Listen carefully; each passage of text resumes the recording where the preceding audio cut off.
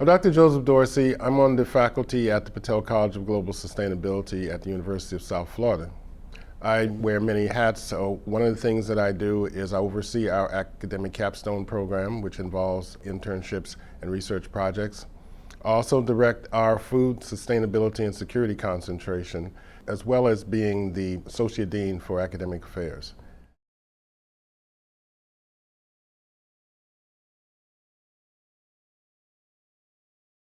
Well, traditionally, we come from an agrarian culture. I like to talk the history about prior to 10,000 years ago, we were nomadics. We followed the migrations of animals, changing of seasons. And with the change, with the earth becoming warmer, coming out of a glacial period, it allowed the opportunity to cultivate the land and domesticate the animals. And so over 10,000 years, we became good at growing crops. And with that came growth in population and so forth. And so it wasn't until 1700s with the Industrial Revolution that we started to mechanize and mass produce. And so we went from basically small subsistence farming to industrial farming. And as now in the 21st century, you can see that industrial farming is sort of the main way that we get our produce and our foods.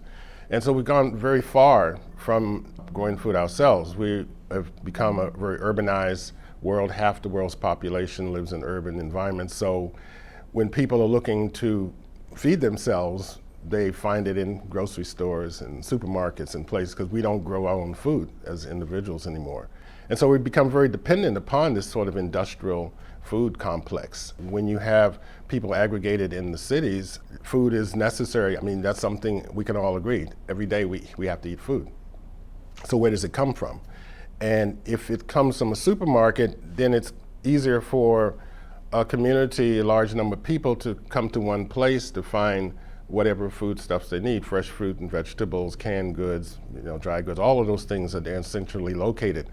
But if it's not there, then what do? You have to now find food in maybe places such as grocery stores or smaller venues or just fast foods, because we've really taken food and turned it into a commodity to be bought and sold. And so if you're not growing it, you got to buy it. And if you have a hectic lifestyle, or you don't have time to cook, or you don't even really know how to cook because that hasn't been taught to you, you're going to just go to a store or a restaurant, fast food place, something like that. And so these foods are generally over processed, have a lot of fat in them, a lot of salt and sugar, and can be really difficult for people's health. So in a way, if you're looking at food insecurity, it comes from not having access and not having availability and affordable food to eat on a daily basis.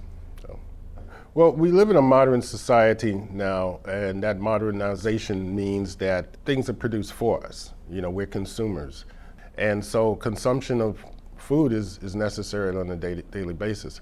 But where's that food coming from? It's being provided by corporations, and it's being regulated by stores. And so unless you're growing your own food, you have to go to someone else to get it.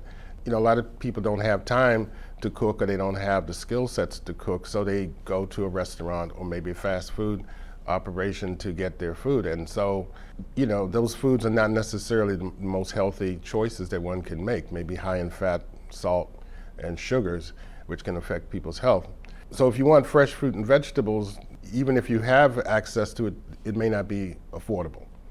So I think there's sort of like 3 A's, there's access to it, can you get to it, is it available, and can you afford it? And if you're having problems with any of those, then that creates a certain insecurity in your food supply and your exposure to healthy, fresh fruits and vegetables.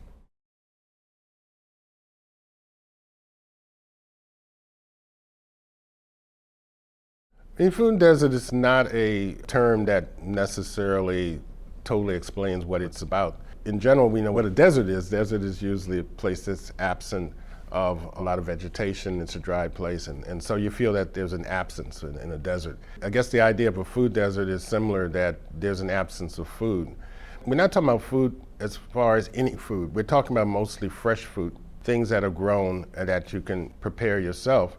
because that's where the nutrients are in the freshness of the fruit. And a lot of the food that we eat is processed. And so you could, go to maybe a grocery store and get canned goods, dried goods, but as far as nutrients, they may not necessarily be as fresh. And sometimes people say, well, there are nutrients there, but then there are other things that are there as well, such as dyes and preservatives and a lot of things that are put into the packaging.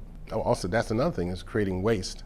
Now, waste is not necessarily bad if you're talking about fresh fruit and vegetables, because that waste can be maybe turned into compost or put in a biodigester, so there are ways you can deal with it. In fact, some of my colleagues here and I talk about how really there is no waste when you talk about food, because it can be turned into, like I said, another source of nutrients or source of energy. But if people are not really focusing on that, but just focusing on eating from day to day, if you have a lack of fresh fruit and vegetables, it's generally because you don't have a supermarket chain that's there that can provide those things for you. So now the alternative is growing it yourself. And I think that's why the idea of a food desert is a place where there's not necessarily a food chain. If you have to go beyond 5 miles to get to a major food market, then it's a food desert if there aren't any closer than that.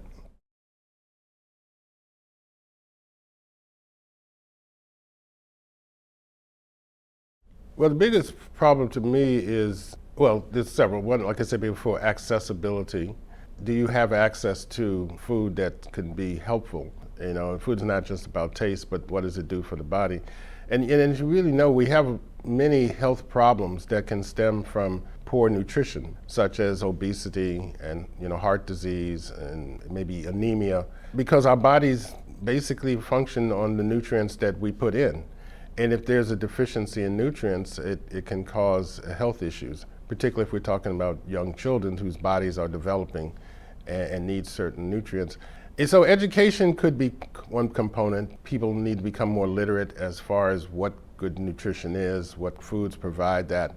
But once again, are these foods available? So availability is another issue, that you may want something, but you can't find it because it's just not there. Of course, I think affordability, once again, is another important A word, because if it's there, it's accessible and it's available, but it's priced at a price that you can't afford, as many times organic foods are, then people will choose something that's cheaper, but that's not necessarily healthier.